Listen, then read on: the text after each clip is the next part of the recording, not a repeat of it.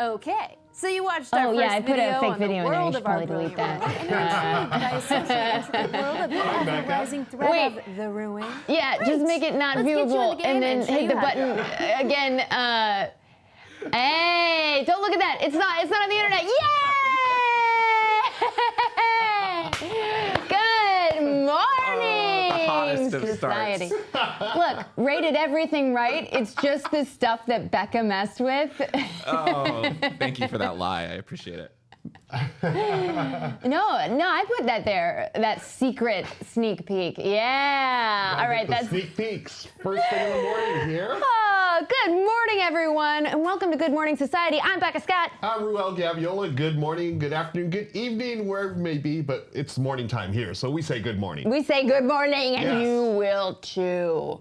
Cheers, everybody. What's in your coffee mug? Let us know. It's Bailey's. Bailey's. It's vodka. No, it's not In vodka. Russia?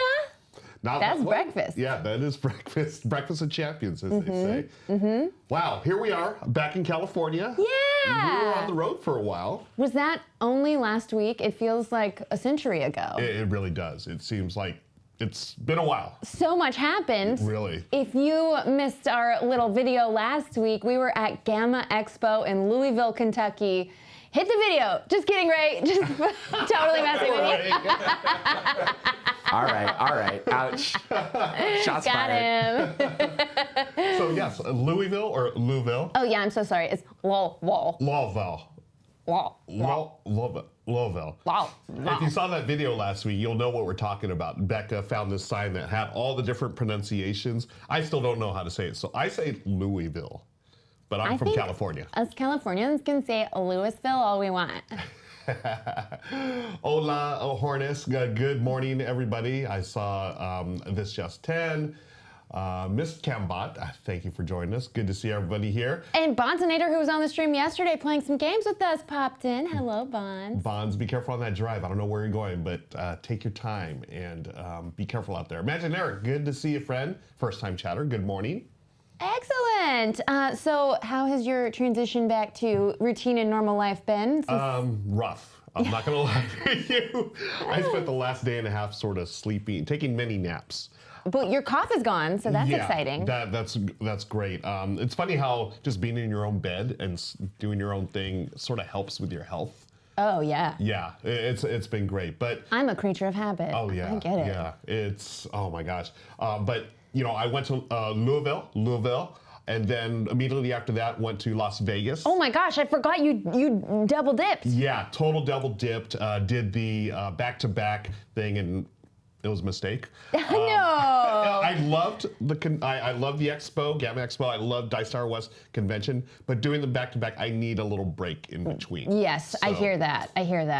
Yeah, so it was a lot of fun. Got to see some of y'all out there, so thank you again for connecting with me. It was great. Got to play some games with y'all, and now I'm getting back to the routine, and it's been nice. What about you? The old classic routine of every Wednesday with Good Morning Society. Ding. Ding. Cheers. Me, yes. I forgot it was only Wednesday that I returned. I took off a little early because I missed the baby. Yeah. And so getting back in it, I did have another Saturday of Blood on the Clock Tower. Oh, nice. I introduced Jake to the game for the first time. Okay. And unfortunately, I had to go after killing him hard both games he played. So I don't know if he had the best introduction, spiritually speaking. Oh, darn. Look, the first game, he made a blunder. He was like lying, saying he was someone else's character. Sage was there, and Sage was like, I'm the butler, and Jake was like, no, I'm the butler. And she's like, oh, well, I picked Becca as my person that I'm aligned with. Who did you pick? And he's like, what are you talking about? I didn't align with anyone. And the butler's whole thing is they align with someone. And I was like, we gotta kill you, Jake. Obviously, you don't know how it works. I'm so sorry. And then the second one, I got a false piece of information that said either David or Jake is evil. Okay. And so I was like, well, we gotta kill Jake. Poor Jake. Turns out I was poisoned and my information was wrong. Oh. Neither of them were evil. But the whole game, I was like, well, now that Jake's dead, I think we're okay. Jake wins so many games. It's fun to bully him in a friendly, loving way. You know what? For someone so good at games, we need to. Yeah. We need to take him down. Exactly. Yeah. Yeah. Oh my gosh. But yeah, GAMA Expo was such a blast. It is so many wonderful people. It's, for those just hearing about it for the first time, it's not a fan convention. It is a convention for publishers to directly market to retailers. So if you own a game store, you should go to GAMA Expo. It's going to be in Louisville for a couple more years, and then maybe they'll move it somewhere closer to an international airport. But it will be nice. Yeah. But other than that, like, Louisville was a lovely place to visit, and everybody was really wonderful. And us media people just sneaking in there. Yeah. It's really nice to have a way to get to talk to publishers like a higher degree of the time. I know Absolutely. Gen Con's always such a blast for me, and PAX U when I've been is so much fun, and I get to meet a lot of awesome people. I don't get to talk to publishers as much as I would like about what games they have coming up, so Yeah. it's really good for that. Yeah, and I agree. That's the best part of GAMA Expo for me, was be able to do a little more one-on-one connection with publishers and even some retailers as well, and distributors, where you go to Gen Con, you see all the folks, but it's literally like big old floor, huge crowds, and you're like yelling at each other for like, go, yeah, get the game, yeah, run. and that's it. But here I felt like there was more opportunity to just sort of more chill, Yeah. talk, and like, hey, let's talk about a few things, and actually have like really productive meetings. And I know me personally, I had some really great meetings, Becca, and it was just more my style. Yeah. And I'm looking forward to going again next year. Yeah, me too. Yeah. And we go so you don't have to. We'll tell you about the games we found Yeah. and about all the cool stuff that is coming up this year. And Yeah, no need. You got us there for you. exactly. Yeah. So what are we talking about for today, Ruel? Oh, we've got all kinds of stuff to talk about. Actually, I'd like to lead off with one of the games that, excuse me, I saw at GAMA Expo. It's here. It is. I thought it was gone. No, it's cough. still here. Yeah. Not totally gone yet, but yeah. So So this game is actually a re-implementation of a game that I played years ago called Majesty for the Realm, and the game that's coming out is Middle Ages. This is a redo. So let's get a little closer shot of the box cover. It's a game by Marc Andre. Folks, you may know that name from a game called Splendor. He's a designer of Splendor, which I played hundreds of times. Yes, and many years ago, there was that whole thing with, you remember that game Century Spice Road? And people were saying— Also played hundreds of times. Yeah, and people were always talking about how that's like a Splendor killer. Well, I always looked at it like Mark said, you know what, y'all can talk about my game. I'm gonna come out with something that kills Century Spice Road. Ooh. And Majesty for the Realm, I thought, did a wonderful job of taking that style of game and making it his own. Now, for whatever reason, it just didn't pick up traction, but I always thought it was like one of the most underrated games. So thankfully, our friends at Hachette, and I wonder what studio it is Studio H, they've re-implemented it with new art, and they've rethemed it as Middle Ages. Now, I want to comment on the Splendor Killer. Yes. Because to me, both games are incredible and are esteemed in my collection. And I use them for, they're both, well, I would say Splendor is a quicker play, and I use them for different skill levels or like complexity, desirability of different game groups. So if people are like hard gamers and they want an engine builder that they can get under the skin of, I mean, they both are complicated engine builders, but I would say Splendor's a little more accessible. Oh, 100%, yeah. And I think what Middle Ages is gonna do is take Majesty for the Realm, which is next level Splendor, but it's still easy enough to teach new gamers. And I think they're gonna really appreciate the experience of like, hey, it's an engine builder, but we got just a few more things going on. All right, I love the art. It's very evocative of Disney Castle. Oh yeah. And Beauty and the Beast intro sequence on the original Disney film. I do like the name Majesty for the Realm. I do too. I'm gonna show you the original here. So the original is Majesty for the Realm here. So I like the new art better. Z-Man Games. Hey, there they are I'll again. show you some of the gameplay. So Like Splendor, it's an engine builder. Here, though, you have different cards representing different parts of your kingdom, and then you just draft the different workers for each part. So, you know, you have the, bar or whatever. There's a bar person. There's other things that you can do. Winch. I think we call them winches. I believe that's what it's called, yes. I don't know if Middle Age is going to have it, but here it is. It's you set your little tableau. Everyone's got the same tableau, and you're going to draft cards from the middle there. And just like Century Spice Road, if you want the first one, it's free. If you want the second, third, or fourth, you're going to place meeples or things there. So Middle Age is going to do the same thing as Majesty for the Realm, but in a much more accessible package. And here's the thing, Becca, that I'm super excited about. There was an unreleased expansion for Majesty for the Realm. They have decided in Middle Ages to incorporate that with this game. So folks, if you love Majesty for the Realm and you always want the expansion, boom, Middle Ages has it. Unreleased expansion? Yeah, it was never released. Whoa. Yeah, so super excited about this one.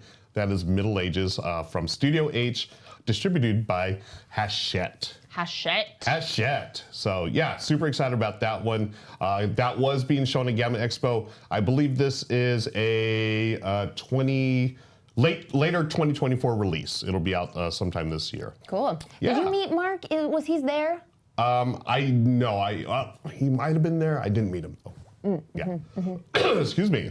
Drink some more tea. Well, that's pretty awesome. I'm a big fan, and I can't wait to get these copies. Yeah. Yeah. Now, I did meet a person named Amon Anderson. I want to make sure I get the name right. Amon Anderson. Wonderful person. We actually, I believe Jake and I got to meet him at the Up booth.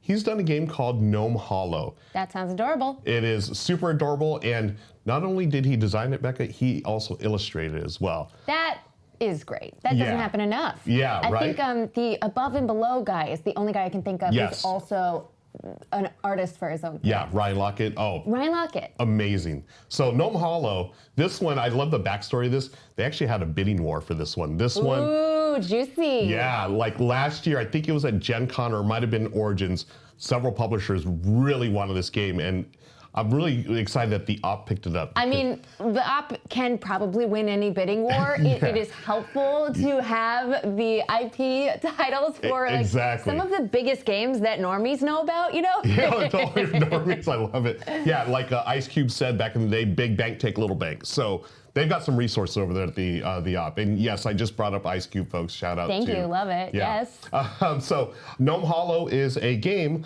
about, it's gnome farmers. You are planting mushrooms and harvesting them and taking them to market. Super cute. It is worker placement, tile laying, and set collection, which I love all that stuff. Yeah, that is my jam right there. Let's see some artwork pictures. Yeah, here it is. Ooh, a hex? We get a hex? Yeah, you're gonna place the hex out of these hex all over the board, and you're going to set up chains. Hex out of these hex. Sorry, I was a little slow. I was looking at the screen and then it processed. That was really good. Thank you. Yeah, so you place them there, and you're trying to chain different things, and that's gonna help you develop the land cooperatively, but you're still doing things competitively. Collecting all the different powers that you can do. And again, it's one of those things where what I love what the Op is doing, they've stepped up into the hobby market where, they're known for, Monopoly and all these big IPs, which is great. But these type of games, they've had 3, I think, this year. The Art Project, Aqua, and now this one, which are more in line with hobbyists, like the stuff that we like to play. Yeah, you showed us your video about Aqua 2 weeks ago, and it's beautiful. Yeah, and they're knocking it out of the park, folks. So do not sleep on the Op this year. They're bringing out some great titles. Quick shout out from Imagine Eric, who says, Manny Trimbley just announced a publishing studio. I believe he'll be designing and doing art both. Oh, wow, nice. Manny did Dice Throne and all of its various iterations. Wow, very cool. And then I just saw his name on a title that I feel like is sitting right behind me. Yeah. Let's see, one called Mad Kala coming out this year. Wait, yeah, that's right. You did Mad Kala. Becca, I played that at Dice Okay, West. I did think that that was. We got a Manny Trimbley game right here, baby. Roth that we played yesterday, and we're gonna do a little unboxing of in just a minute. I was like, Yeah. Justin and Bonds were like, the game we just played, that one. I was like, I have heard this name before.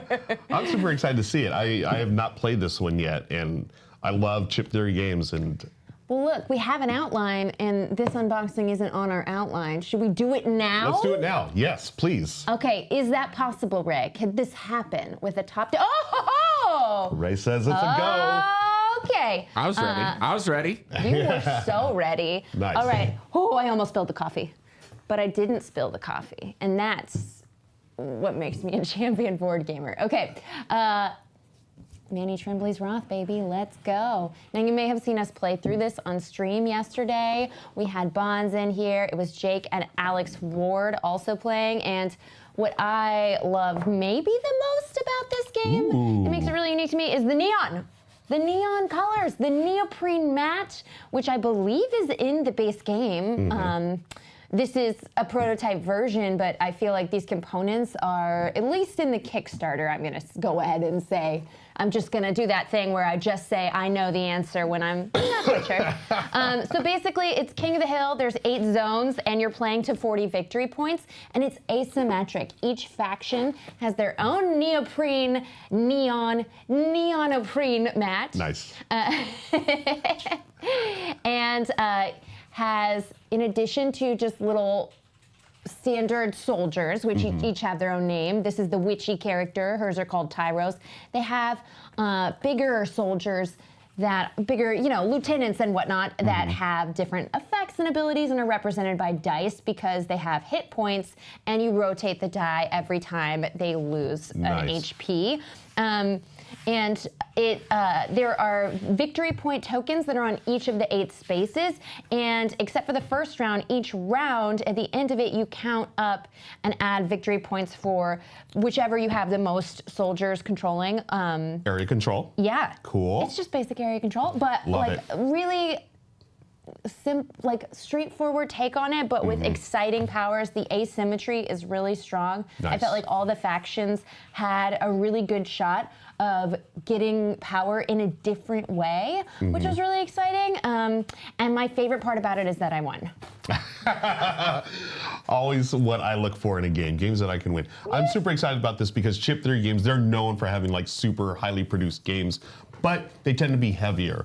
So I think this game is something that's going to get them in the market like, hey, even if you like lighter games, this is the one for you. I mean, look at these dice and the trays and I would oh my say gosh. it's pretty easy to teach. Oh, nice. I mean, you're dice drafting, and that is how you either place more workers or get them out of your deployment zone and onto the board, or get money or fight. Nice. All these things are on the dice that you drafted, and you can only do the thing that you drafted. Oh, okay, cool. Yeah, really excited about this. I love that chip theory games.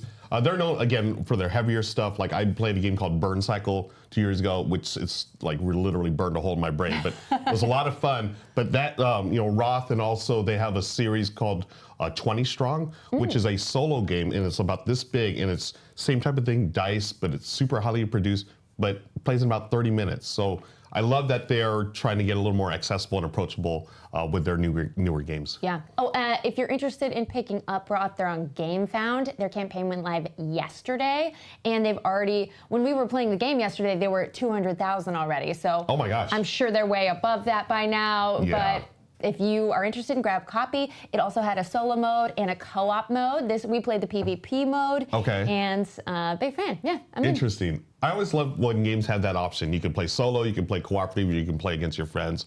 Always cool to see that. I only acknowledge that one of those is real, but I respect that other people like other things. There's a game for everyone, folks. Even if it's not for Becca. There's plenty of other games to talk about that are hot on the list. Again, thank you all for joining us today here at Good Morning Society. Good to see y'all. Don't forget, we have a newsletter that comes out every Wednesday. Sign up for the newsletter, folks. Yeah, type !newsletter in chat, and you can get that link. And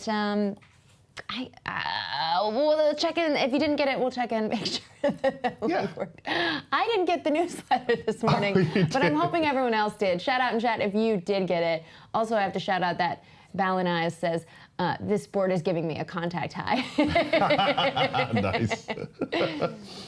Let's move on to another game. I'm going to continue with the op. They're bringing us such great stuff. This one, I just love the name, Stock Exchange. STALK Exchange, Becca. We do puns here? We do the puns. Here. So here is one. It is a veggie garden, and it's got an economy and a market to it. So you're literally trading stock or veggies and doing the stock exchange. I mean, look at this art. I love this whole I don't know if it's origami or I don't know. It sort of reminds me of sea salt and paper if you look at it a like closely. Ooh. I don't know what type of art that is. I'm going to say AI. No, okay, yeah. Please, no AI. It's like a 3D design, I would say. Yeah. So what we're doing here, everyone is trying to grow your fortune, your garden, and you're surrounding your flowers to harvest their value. And let me see if we can I take it back. That was not a nice joke. But Diana Beltran Herrera did an amazing job on this art. It's really beautiful. Yeah. It's got some tile lane again. You're trying to increase the value of all your different crops, and you will sell those. There is I think there's a secret bidding thing as well. I saw this at GAMA Expo, and they gave me the quick rundown, but of course there's a lot of games that you're knocking around in your noggin. So this one looks really cool. Again, I'm super excited about the op, what they're doing. They're stepping away from the mass market games. I mean, they're still doing them, but they're also shouting out all of us here in the hobby portion of the market as well. Thanks, op. Yeah. All right. And let's see.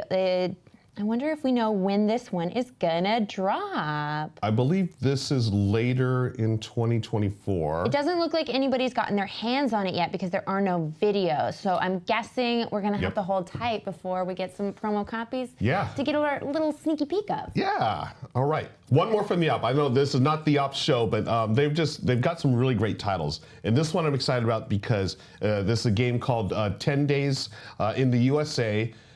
Becca, this game is over 20 years old. in the USA. What? It's over 20 years old, and I'm going to tell you why I'm excited. Two words. It sounds like a Springsteen song, I'm not going to lie. Is it a Springsteen song? 10 Days?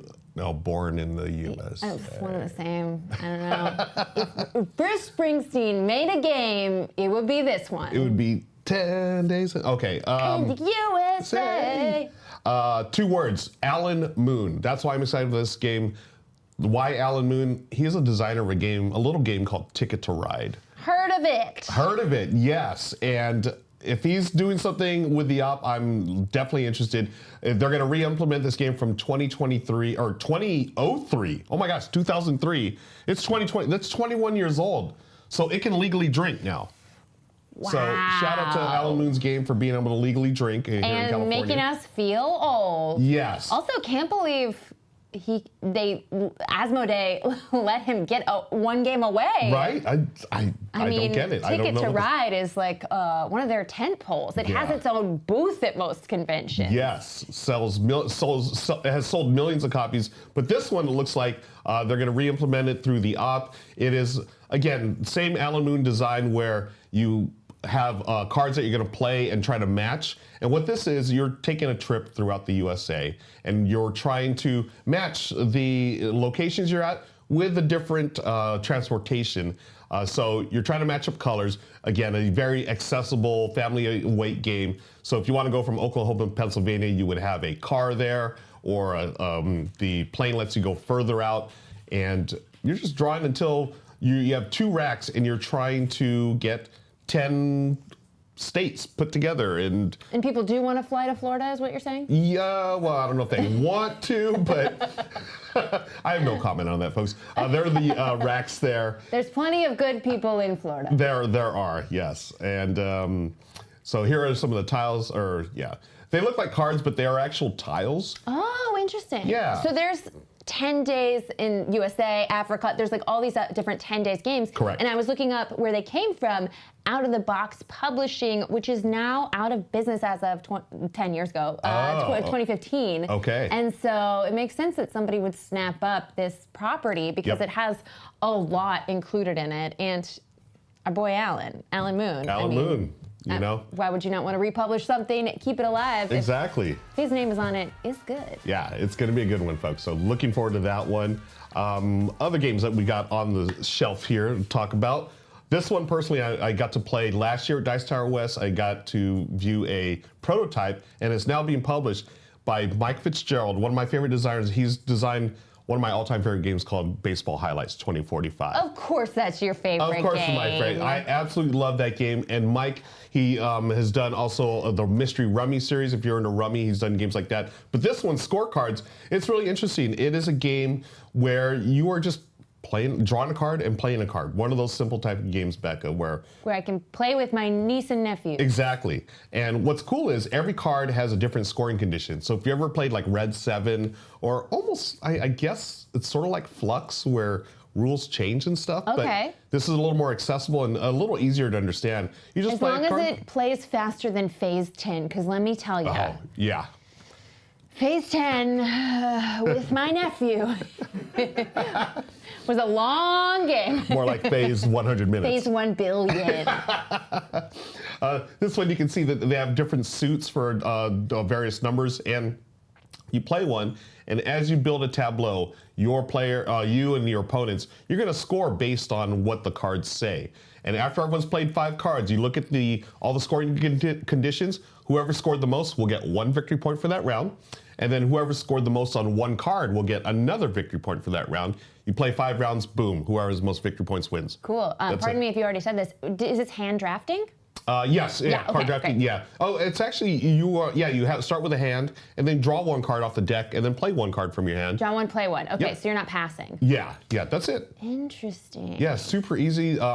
It looks a lot better than the prototype I played last year, and again, 20 to 30 minutes. It is not phase 100 minutes. It's a 20 to 30 minute game. And a nice weight 1 game if you're Yeah. looking for a simple card game with the fam, with Yep. the friends at the pub. Exactly. Yeah. Yeah, friends of the Yeah. pub. Yeah, I figured this is something that you just throw in your backpack and take it out and go. And A line game, if you will. totally. Awesome. Let's move on to a party game, Becca. We do love a good party game. You know here. I love a party, Ruel. I'm going to say this right now. It's early in the year. What is it, March? This is going to be my party game of the year as of right now. What? Yeah, I That's said a it, folks. strong statement. It's a very strong statement. I don't know if it's the tea talking or what, but You're getting wacky, getting wizard. crazy. That coffee hit earlier this morning, I'm telling you. This is a game called Caution Signs. I got to demo this, and I said you're getting wacky wizard because it's from Wacky Wizard. 'Cause it's from I had Wacky to point Wizard. out the stupid thing I said, so you weren't like, "Why'd she say that?" now I get it. Brilliant. You are gonna. I had to explain it. Jokes are always better when you explain them. That's just my feeling. Ray has pointed out that my party accent is remarkably similar to the dwarf accent I did in the game yesterday. Yeah. Oh, I love I it. just have one accent. This has always been the case. It's never changed. Yeah. There's accent Becca and non-accent Becca. That's so great. Oh my gosh. So Caution Signs, it's one of those games that you feel like you've played it before, but they offer interesting twists. So this is where everyone's going to get 2 halves of the word, a noun and an adjective, secretly. And you have a little caution sign and you have a pen. You're going to draw. You have exactly 20 seconds to draw whatever your That's sign. not a lot of time. It really isn't. So things like, you could have a combination of word like stylish rhino or gassy monkeys or whatever. And you have to draw that. Sometimes I'm a gassy monkey. You know? Careful those gassy monkeys, folks. So everyone draws it, 20 seconds are up, and then you mix up the words, you lay out the pictures, and it's up to the guesser to pair up the nouns with the adjectives. Okay, so it's not quite a judge game, but it is a rotating Guesser. Yeah. Okay. Yeah, So that's fun. it's like telestrations, but way faster, and I feel like a little more streamlined. Yeah. The demo I had was fantastic. It was That's so much fun. Yeah. I saw a couple games in this genre, and of course, Telestration is the classic from the op. Yes. A mashup of Apples, Dapples, and Pictionary for sure. Yep. I always feel bad when I'm walking around a convention hall and I see a smaller publisher, and I wish I could remember the name at this moment. Yeah. But you see a game that comes out that someone's very excited about, and it's like, oh, I saw this big booth. also dropping the same game because it's that zeitgeist. Like sometimes two independent ideas that are so similar are created at the same time and published at the same time, and it's like, I'm so sorry. This game killed your game, and they have more marketing budget. Oh, no, that's rough. Yeah, but look, there's plenty of space to play a lot of silly drawing word games, and I'm here for 80% of them, I'd say. I'm around the same. Yeah, 80% sounds right. This one though is a lot of fun, and folks that don't know, Wacky Wizards, that's the family-friendly line of games that Wise Wizard Games is doing. So they do Star Realms, Hero Realms, stuff like that. I love Wise Wizard. I do too. I didn't know that. Yeah, so Wacky Wizards, this is one of their games that come in. Also, Star Realms Academy, which is basically Star Realms pared down even more for kids and families and new gamers. Awesome. I think that new gamer games are going to become even more significant to me in the next like 5-6 years. Yeah. I'd say. Have you started your Haba collection yet? I'm wondering if. What's Haba? Haba, the game, they do games like Rhino Hero and Animal Pun Animal. Oh, Haba, yes. The game company, yes. Haven't it all. Oh, okay. But we'll have to. I know what you can send me. Yeah, I think Uncle Ruel's gonna have to do a little shopping for. Stop. You did give me a Starship Captain onesie that is the cutest. She wore it for a while. Now she's too big. Oh, she's too big. Oh, that's great. Yeah. I love shopping for that. That was so cool.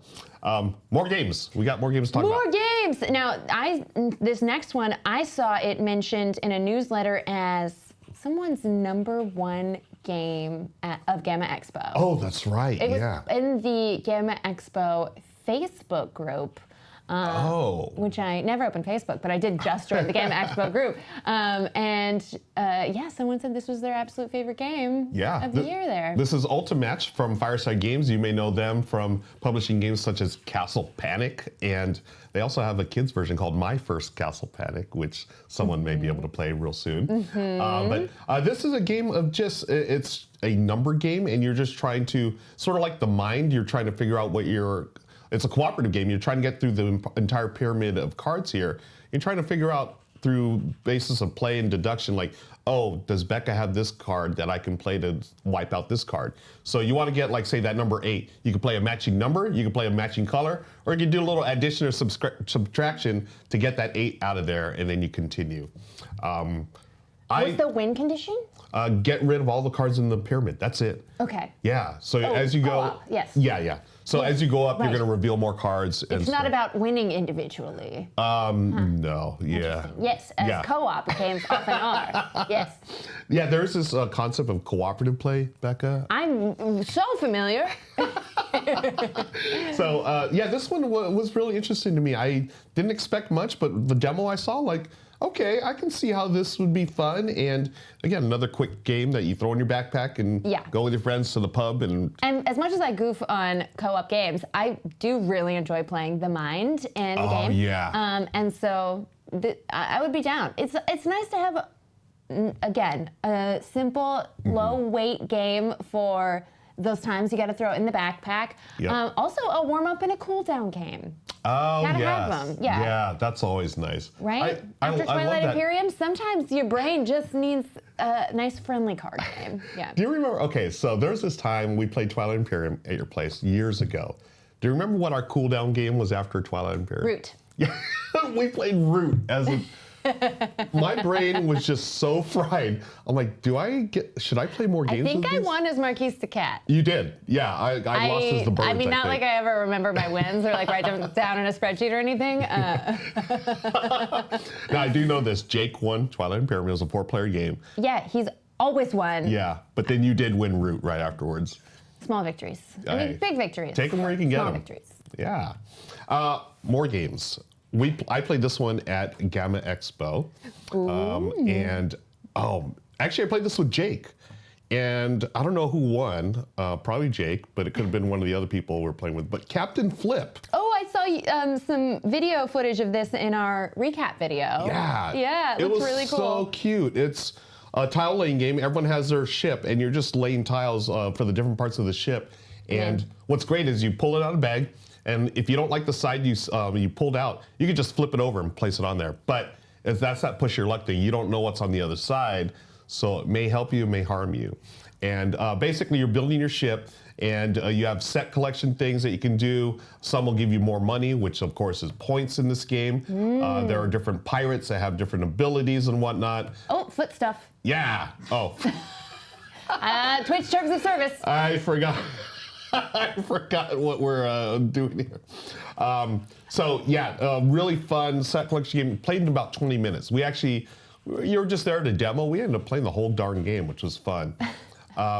So yeah, there's one of the ships. That's one of the basic ships you can play on the other side, which is, I believe, a little more asymmetrical. But once someone has lined up 4 columns full of stuff, you end the game and count your points.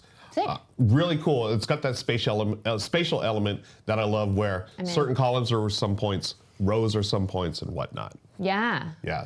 We played one cool of those with Zapotec that was, talk about brain burning. But this looks like a nice light version of that kind of element that. Yeah. I love anything where you're placing tiles. I just like arranging stuff. I do too. Yeah. And this is a perfect cool down or warm up game, as we called it. I really adored this one. I don't know what company this is. It's a smaller indie publisher. Playpunk is the name? Yeah. Okay. Playpunk. Cool. Playpunk. Yeah. All right. I've got a game, Becca, that I'm so excited about. Oh, this did you? one, yeah, I'm like through the roof excited. It's a game called Cities, featuring 2 of my favorite designers, Steve Finn, who does Dr. Finn's games, and also Phil Walker Harding, as we say, praise be. Phil Walker Harding is a designer of Sushi Go, Gizmos. He's got some huge hits. Steve Finn, he's done Biblios, Herbaceous Floriferous. I mean, this is like, you put those 2 together, to me, that's like Dre and Snoop, or, you know. Yeah. It's just Classic the perfect part. Peanut butter jelly. Peanut butter jelly, Dre, Snoop, perfect combination. You're building a city using little tiles. Hey, we're just talking about Tile Lane. And they, oh man, this is like a 30 to 40 minute game. So it's not totally introductory, but I would say maybe Gateway Plus style, where just a few more little things going on. If you've ever played the game Quadropolis, this gives me those type of vibes where you're literally the pieces, 3D. the components are a big element. Yeah, Yes. getting that satisfying stack. Yes. And that's why I'm so excited. And plus, I don't know if you can see the name there, Devere is the publisher. I was going to say, like, Devere has just been blowing up lately. They've been playing all kinds of amazing stuff. Big time. Putting out. A Feast for Odin is, I think, one of the best games ever created, obviously. Give me complexity 4, let's go. So this one, you're just collecting the tiles and also scoring tiles that you can do. And then you're arranging them on your little board, building your city. As you can see, there are 3D pieces you're literally building up. And that's the whole thing. You're taking a neighborhood, making the city, and then 40 minutes later, you can see who wins. This is set for June 2024, so later this year. Building a city. Okay, I'm going to say this out loud because I'm never going to remember it or do it. This makes me think of a game design idea. You know, there's all these games about building a nice city and urban development and like city planning. I want to celebrate the entropy that is a city. And maybe you are a chaos demon whose favorite thing is getting black mold into apartment buildings and more rats on the street. That's my game design idea. Reach out if you want to help me make it. And by that I mean, I'll just say words and you make it. Black Mold, the game. Yeah! By Becca Scott. Just made my first game. I birthed it into the world with words. I guess. That's what I'm good for, Ruel. I love doing this show with you. Well, thank you so much for bringing all these amazing games to talk about and look at. Yeah, so excited. There's so much good stuff coming out. Yeah, Sushi Go was, my cards are beat to heck. Like, I have played so much Sushi Go and Sushi Go Party. Same. For years, it was my... I mean, we were talking in chat about, like, what do you call a game night where it's only warm-up games? Like, that was my, let's let's just play Sushi Go all night. We even had a specific nicknaming system for the scoreboard where everybody had like a go-to. Like there was Sparkles and Melon Tits, and everybody had their like go-to nomenclature. These are real nicknames.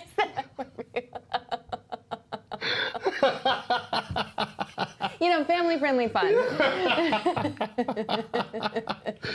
Oh, this is great. Yeah, I can't get over the names.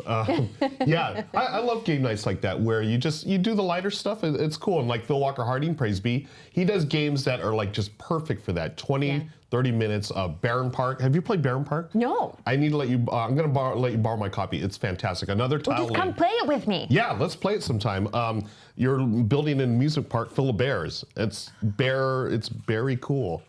Beartastic. Beartastic. Yeah, that's very cool. Very cool. It's fantastic. So, one of the most underrated tile laying games out there by Phil Walker Harding, praise be. I got to show one more game. Yeah. I got to show this one game. Sears Catalog. What? Seers. Sears. Sears. I don't know if it has anything to do with Sears, but here's the thing. What is this? Doesn't it seem wacky? I want you to look at the name, Taylor Reiner. Taylor does a YouTube channel called Taylor's Trick-Taking Table. It's nothing but trick-taking games, and now he has released his own trick-taking game through Bezier. It'll be coming out later this year. Oh, wow. You really knew how to pronounce that. Yes. Is it Bezier? Look, I've never tried. Okay. I legitimately was impressed by that. Thanks. Yeah. Old Sears catalogs are amazing. I like the twist on spelling so you don't get sued. Good job, Taylor. Exactly. So it's a card shedding game, not really a trick-taking game. So you're trying to get rid of the cards in your hand, and somehow there's asymmetric abilities and there's a werewolf involved. So I don't know what the heck this is about, but I love Taylor, and I love the fact that he's got a game out now, so I'm ready to play this thing. We gotta find out when Taylor's coming to LA and make him come play some Sears catalog with us. Yes. Taylor also, oh man, am I supposed to talk about this? I better not. I think it was a friend DA. Okay, secret? I'll tell you off camera. I'm gonna get a secret. Because it is good, folks. It's really good. Well, yeah, I gotta go follow Taylor. Yeah, and Taylor's awesome. Congrats on Taylor making a game. I mean, look, when I make my game about entropy of cities, Blackballed the all game. of you, you win by causing all the people in the city to simultaneously slam their brooms against the roof of their apartment ceiling to try and get their neighbor to stop playing music so loud. Anyway, that's my dream as a game content creator, but... The game will be set in LA, of course. But it's amazing to see a content creator that was like, you know what? I'm going to make mine. Let's go. Yeah, very, very excited for Taylor. And the game I'll talk about off screen, he's helped develop it. And it's so good. I almost said it right now. I'll be quiet. You just, guys, we'll keep probing just a little bit until we get all the information. Yeah, let's talk more about Blackballed the game. So... Black Plague, the card game. Well, sounds like you want a co-designer credit. Let's talk. Hop in the DMs. Yeah. So, I got one more game we could talk about. Yes, please. Super excited. Now, this one's out 2025, so not till next year, but got a sneak peek thanks to my friend Ilya over there at Incredible Dream Studios. This is Kinfire Council. Kinfire Council is a strategy game based in the world of Kinfire Chronicles, which was... One more game for the third time. You got called out. By Ray. Thanks, Ray. Because we're so excited. Yeah. We can't stop. Come on. One more game. One more game. This is beautiful art. I'm in. Yeah, it's a wonderful world that they've created over there, Incredible Dream Studios. Kevin Wilson is a name that you may know from games like Descent, Journeys in the Dark, Cosmic Encounter, Arkham Horror, Fury of Dracula, Game of Thrones. The guy has developed on so many huge games. Big games. Yeah, and this is his own world here, Kinfire Chronicles. This Kinfire Council, now the other one was like a campaign game, dungeon crawl. This one takes the world and puts you in a worker placement type of strategy game. So, course, I'm in. I love worker placement. Absolutely. You know Yeah. I'm in. Yeah, so again, super excited about that. That was my one final game for sure this time. That's it. No more. Wait, no. One more game! One more game. Amazing. Sorry, I'm just reading about the chat going on about a Midwestern goodbye, which is when you're at a friend's house and you say you're leaving and get up and then talk for another 20 minutes. 20? Maddie Moynihan. Is that a Midwestern thing, really? Oh, yeah. Oh, yeah. Interesting. Have you met Matt Moynihan? Yeah. But wait, now, do you go to every single guest in the party and do that?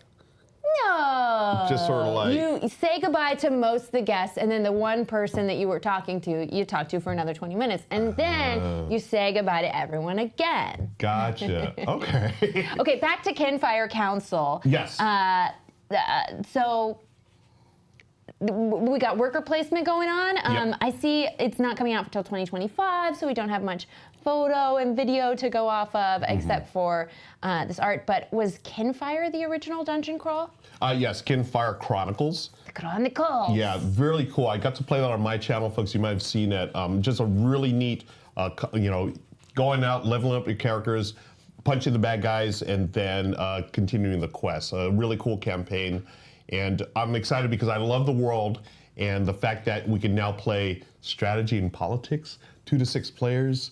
Pretty cool. You got workers, you got a little secret voting system. It's got all the classic Euro-y things. Things I'm into. Incredible Yeah. Dream looks like a pretty new company doing a lot of stuff around this original Campfire title. Yep. And then they have one lightweight game that came out in 2021 called A Gentle Rain, which, have you played this? Can I? Okay, one more game. Yeah! One more game! One more game! A Gentle Rain is, I'll just pull up here, Gentle Rain. This was a game that was on my bucket list for a long time. It was published like really quickly back in 2021 and immediately sold out. And I was so bummed because I could never get a copy of it that wasn't like hundreds of dollars. But again, Kevin Wilson, same designer. They came out with it again. It is now going to be released by Incredible Dream Studio, I believe this year. But this is, Becca, it's so chill. It says in the title, a cozy game for one or more minds in need of a soothing reset. Doesn't that look soothing right there on the carpet? It reminds me of Lanterns, which is, yes. I can't off the top of my mind remember who published, but it's the game that I got to play on Will Wheaton's tabletop back in the day. You played that with Will Wheaton, really? Yeah. Oh my gosh, that's awesome. I'm gonna look up, but it's Lanterns the Harvest Festival is the full name, and it's from Foxtrot and Renegade. Oh, of Renegade, course, yes. our friends at Renegade. Which make sure you're following their TikTok, by the way, if you haven't seen some posts featuring yours truly in there lately. Lanterns is Renegade. Thank you. Hornist was on it. Hornist on top of it. Yeah, I love that kind of tile matching. Yeah.